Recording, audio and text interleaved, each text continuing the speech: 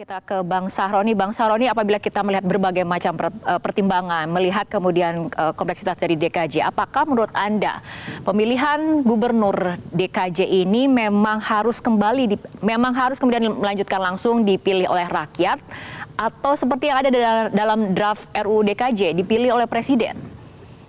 Jangan, kita nggak setuju dengan draft yang memang pada posisi sekarang ini kembali ke demokrasi adalah pemilihan langsung. Kenapa? Kenapa merubah satu hal yang mana demokrasi ini kan dari dulu udah terbuka. Kalau memang mau tertutup demokrasi ini, nggak usah dari kepala daerah. Dari kemarin aja misalnya 2029 mendatang diusulkan pemilihan presiden dan wakil presiden dipilih oleh MPR, DPR langsung secara tertutup. Nanti ke bawahnya baru dipilihnya dengan yang konsep yang sama. Kalau sekarang ada usulan bahwa hanya gubernur, itu tidak realistis. Itu hanya mengada-ada dengan ide-ide para kelompok yang kita nggak tahu siapa ini usulan ide ini. Kalau mau sekalian dari Pilpres, presiden dan wakil presiden dipilih tertutup oleh MPR DPR, sebaliknya kepala daerah, gubernur, wali kota, bupati sampai ke tingkat misalnya ke tingkat kota misalnya. Okay. Nah, ini baru fair sekalian. Tangguh, kita buat aja 2029 dengan cara begitu. Jadi nggak usah ada lagi pemilihan langsung. Baik. Udah hemat biaya, hemat waktu. Oke, Bang Habib, dari Gerindra sendiri mana kemudian yang lebih menurut Anda disetujui ataupun terbaik, dipilih oleh Presiden atau dipilih langsung oleh rakyat?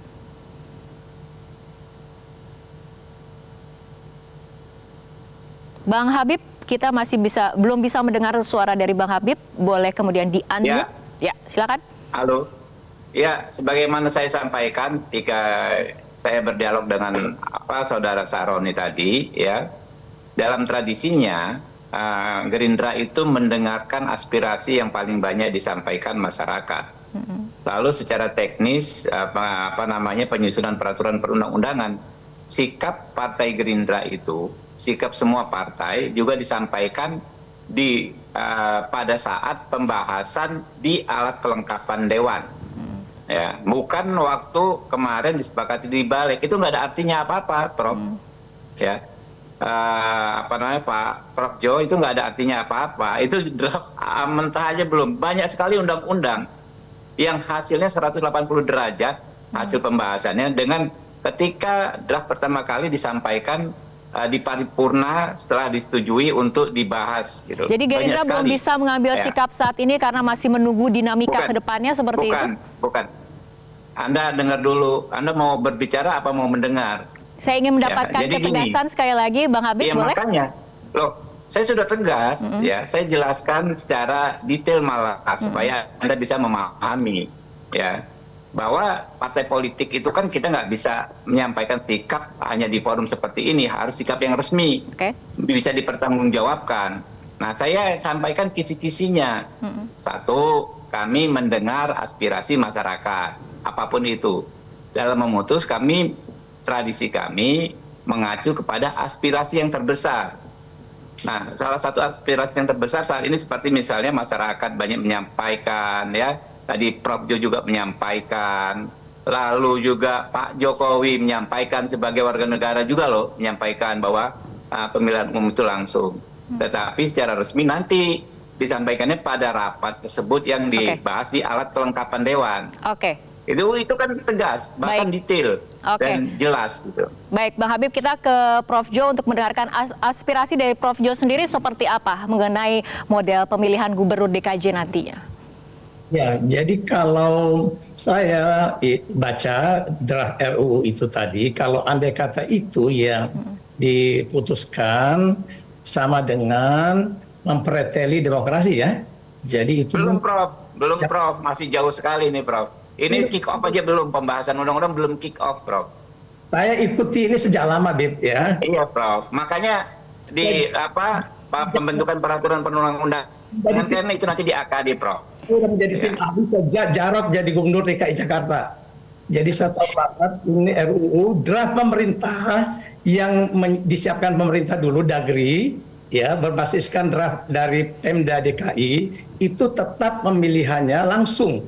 Nah kemudian draft pemerintah itu diadopsi oleh Balek nih. Ini bukan hasil prakarsa yang murni.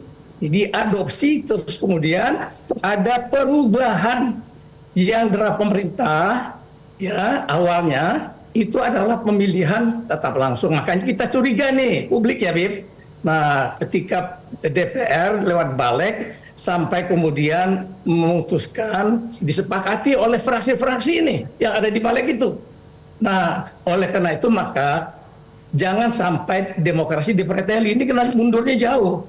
Tidak hanya lewat pemilihan dewan, tapi lebih jauh lewat pengangkatan.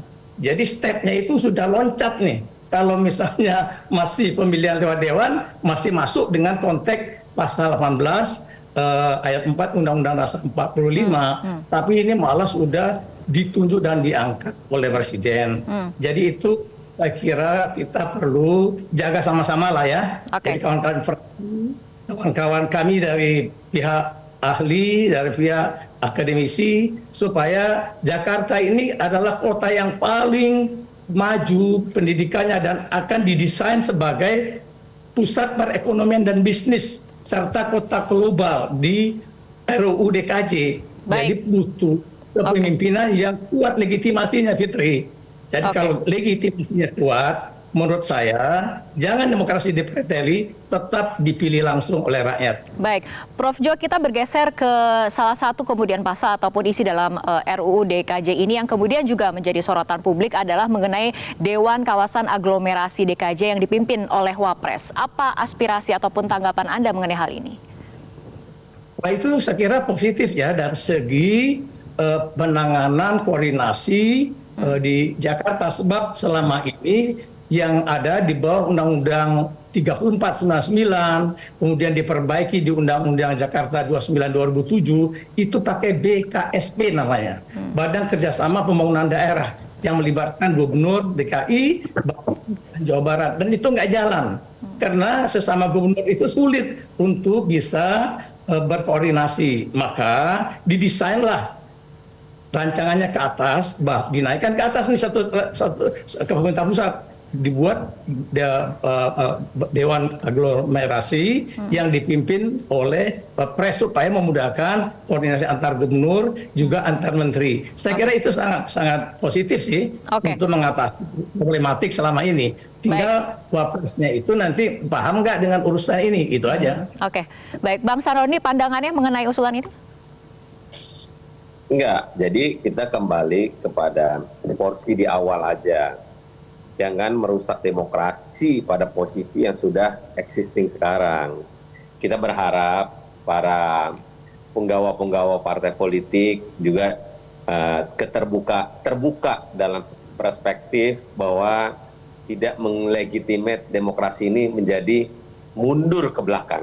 Kita berharap atas apa yang sudah terjadi, rancangan undang-undang yang akan mau dibahas, kita yakin kalau pada terbuka matanya, mudah-mudahan RUU ini hanya sebatas RUU saja, bukan sebagai pengambil keputusan. Toh Presiden,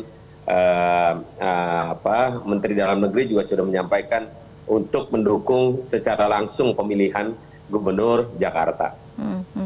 Mengenai Dewan Kawasan Aglomerasi yang nantinya dipimpin oleh Wapres, apakah kemudian pandangan Anda sama dengan Prof. Jo? Ya udah, janganlah kalau pada posisi nanti terpisah-pisah, nanti Wapres ngurusinnya ini, Wapres ngurusinnya itu, Presiden lah. Sekarang semua kan fokusnya kepada Presiden. Ya udah, Presiden lah secara langsung. Jangan Wapres nanti terpisah-pisah, nanti bingung. Nanti ada dua matahari nanti dalam pemerintahan nanti. Kita fokus pada Presiden aja.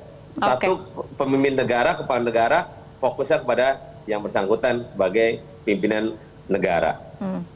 Bang Habib, pandangannya? Ya, kita dalam kehidupan berbangsa dan bernegara ini kan terus berdialektika. praktek-praktek yang kita lakukan di masa lalu saat ini akan menjadi dasar bagaimana kita membuat pengaturan atau regulasi yang berlaku untuk masa yang akan datang. Ya, situasi di lapangan dinamis dan kami terus menyerap aspirasi sebagaimana tadi saya sampaikan. Seperti Prof. Jo ini kan masyarakat, warga negara Indonesia, akademisi, ahli. Ya, beliau menyampaikan pendapat yang memang teknis sekali. Nah, ini kan masukan bagi kami. Demikian juga pendapat yang senada dengan pendapatnya Pak Sahroni, yang mengatakan mungkin kalau mengacu ke Undang-Undang Dasar 45 secara tekstual, ya, tugas wakil presiden kan levelnya nasional, ya, menjadi wakil presiden dengan level nasional. Tidak.